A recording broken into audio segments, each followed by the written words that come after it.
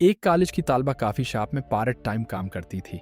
एक दिन उसने देखा कि उसका मैनेजर मुलाजिमों के टाइम शीट में घंटे कम कर रहा है, ख़ास तौर पर गैर मुल्की वर्कर्स और तलबा के साथ, क्योंकि वो शिकायत नहीं कर सकते थे।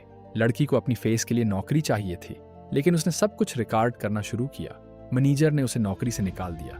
दूसरी जगहों पर भी काम नहीं मिला। महीनों तक वो परेशान रही, लेकिन हार नहीं मानी। आखिर में इंसाफ हुआ। 23 वर्कर्स को $47,000 वापस मिले। मैनेजर जेल गया और इस लड़की को एक बेहतरीन नौकरी मिल गई। वर्कर्स के हुकूक की तंजीम में लोगों ने पूछा, तुमने अपनी नौकरी क्यों दांव पर लगाई? इसने कहा, खामोश रहना आसान था, लेकिन गलत काम देखकर खामोश रहना मेरे उसूलों के खिलाफ था। एक फैसले ने सब कुछ बदल दिया, क्योंकि हक के साथ खड़ा होना कभी बेकार नहीं जाता।